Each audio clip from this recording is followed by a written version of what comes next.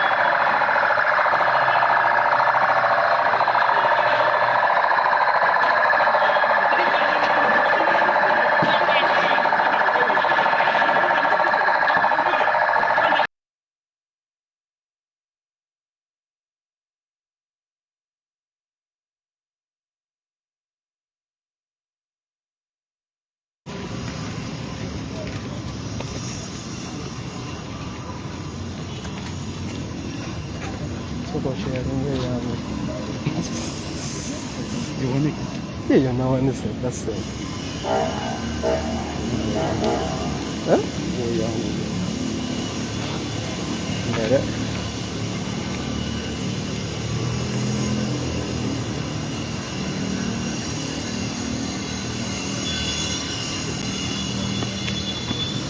Nayamba kamera gali wano. Sama. Amakamera gali wano.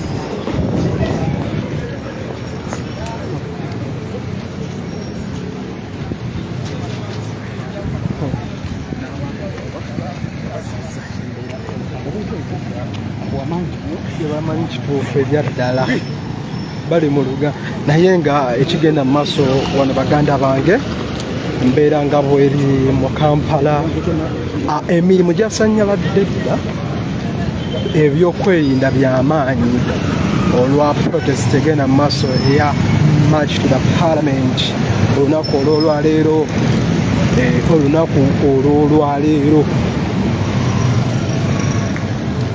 kati gundi eyo gyolaba eri mu kunoonya abavubuka be babadde bagambye nti bali mu kizimbe muno naye tebabafunye. Omuntu yandisirowoozezza nti bali mu bugambo naye nga olunaku lwaleero terunaziba tujja kuba ebisinga tubibatuusaako byonna ebiraba bigenda mu maaso olunaku lwaleero.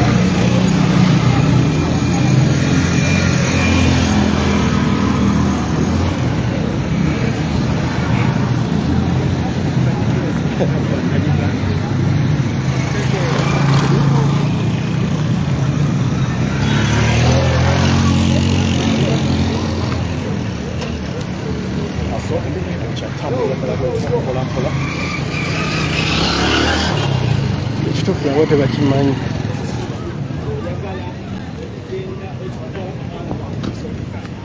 Okubanga basaakinga bakibuusi ez'enjawulo okukosa okwetoololera ddala ebintu ebiriraanye wano ne kala weetegereza sayidi tawo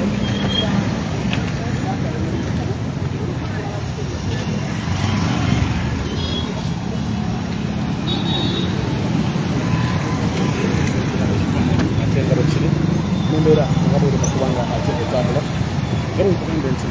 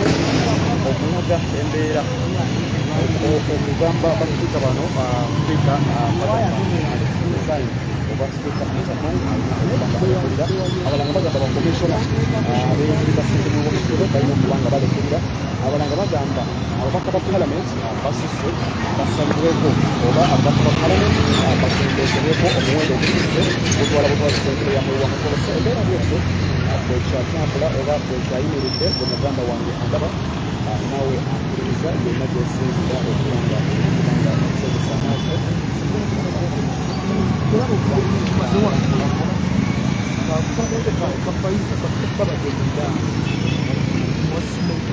polisi bwebivudde kutegedde kumbe basokola ki okumuna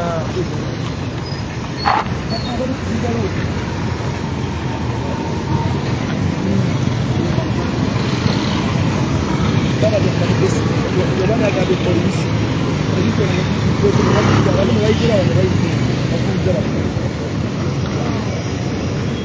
abalagye bali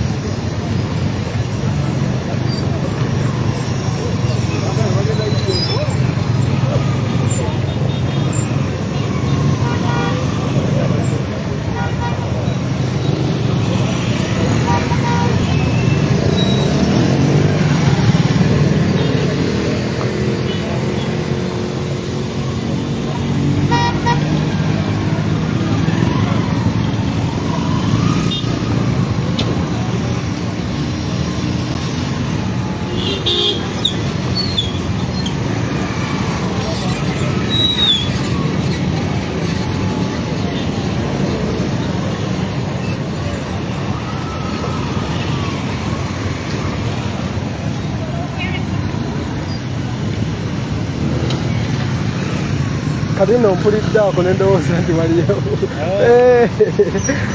nga pa wamusabulodigo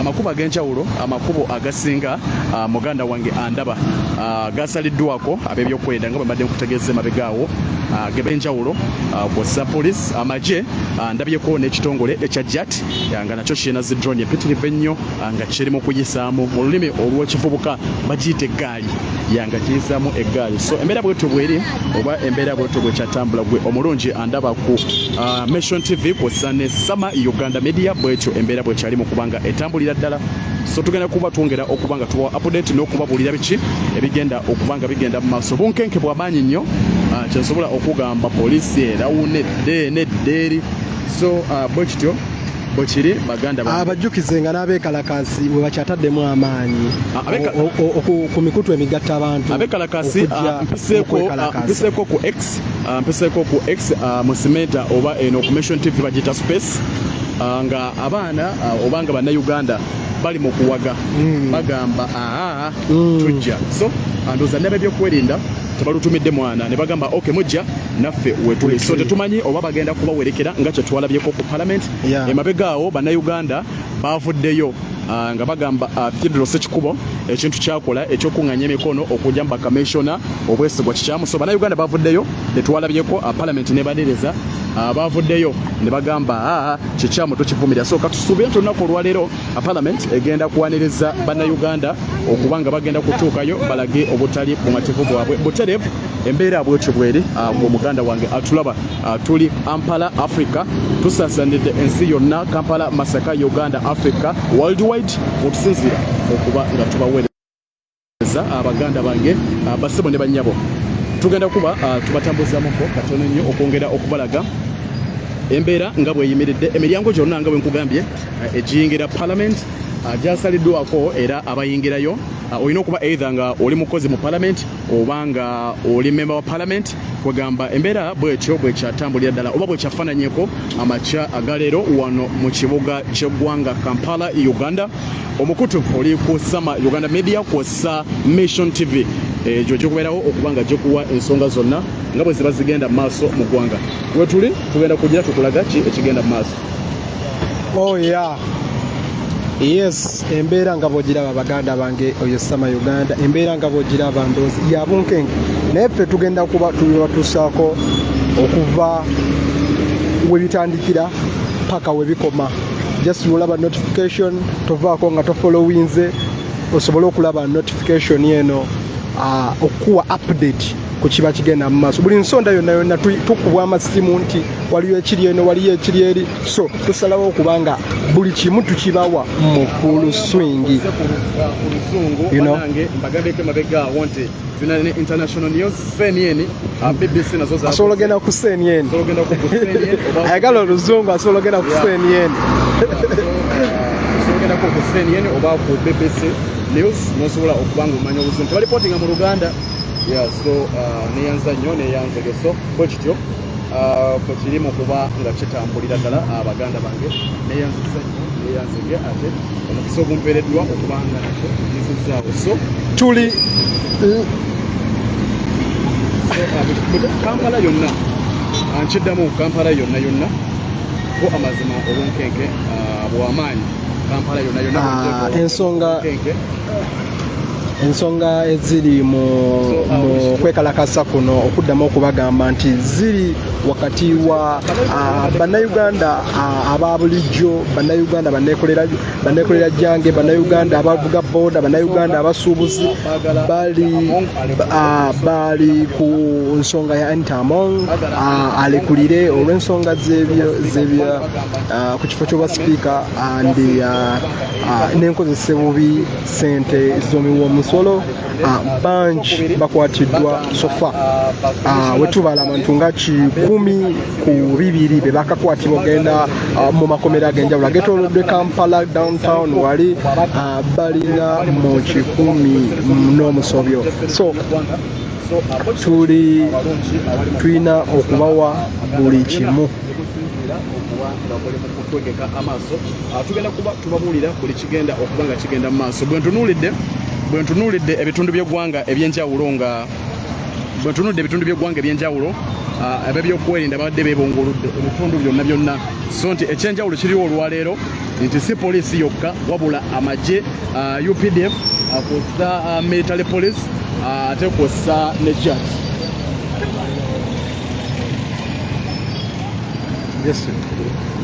Tulina labo oli agenda. So abo kiri baganda bange embeera ate bwetyo bwekyali mu kubanga ate etambula omukutu oliku sama Uganda media kusinzira okubanga tukuweereza ne tukulukutira ensi yonna okubanga tubabuulira sofa embeera yo yabonkenke naye abeewera okujja obuzi bangi wadde nga okutisibwatisibwa kukyagenda mu maaso, okukangakanga kukyagenda mu maaso.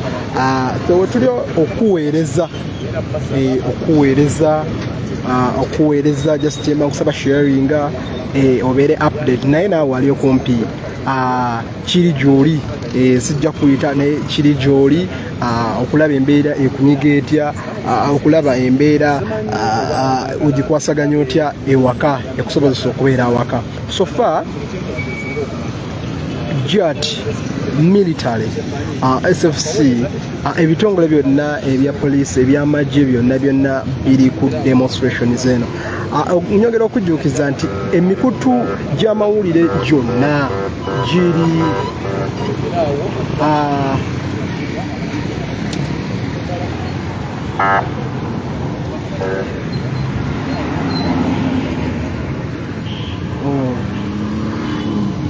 ndowooza mulaba ebika bya poliisi byengezaako okubagamba nti ebika eyo bagiyita JAT.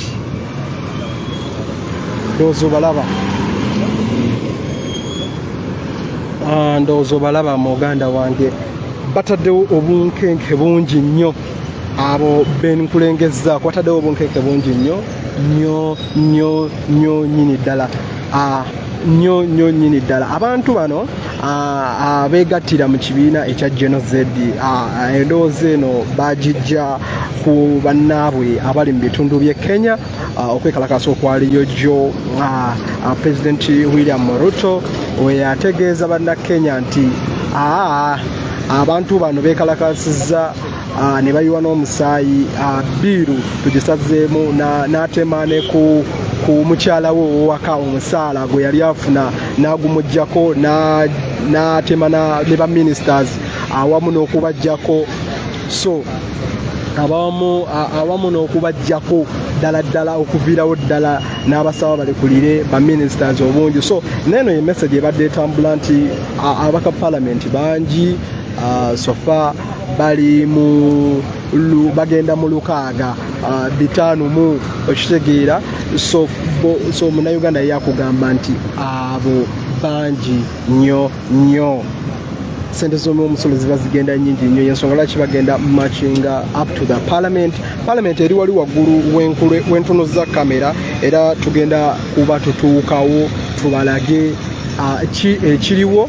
Just tukyayagala kubalaga nti embeera eriwo ssaawa zino yo efaanana etya nga tetutuuse ku parliament. Ku parliament ngenda batuusaawo dakiika zibeera nga 2-3 oba otuuseewo ku parliament okusobola okwekenneenya embeera eriwo. So far abantu abasoba mu 10 be bakwatiddwa olunaku olwaleero mu demonstration yeno eri nti march to the parliament Antamong must resign.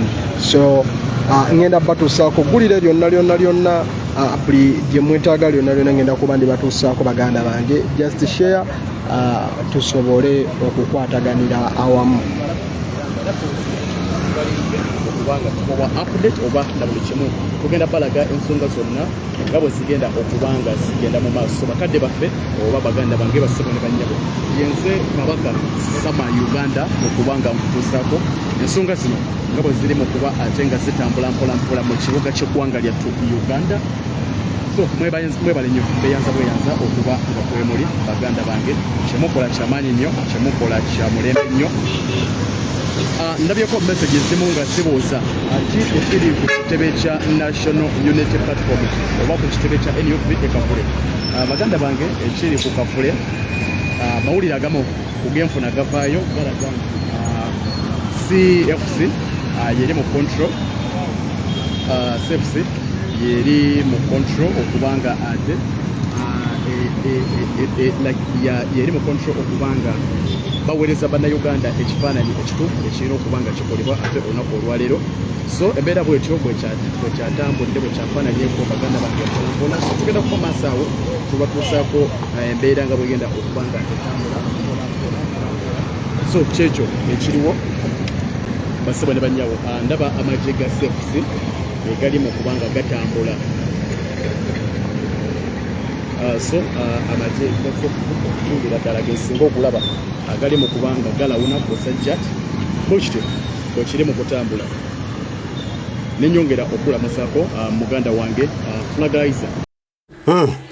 Bweti embeera bweri mu kibuga Kampala bunkenke misinde wano nawali naye nga Geno B bagamba ku luno eno tuli mu kukoona mukko tukangakanga mutumukoona mu 7 entiisa tulabe wawa akwata wawa atakwata then olwo owulira embaga naye nga ye beginning ye opening day bagamba kigenda kutambula paka bwe wanawira nti bakoye kati nate ekijja maaso awulina ffenna tugenda kuba tulikuleetera otambule n'okumanya Dunda akuume gwe bawo tovaawo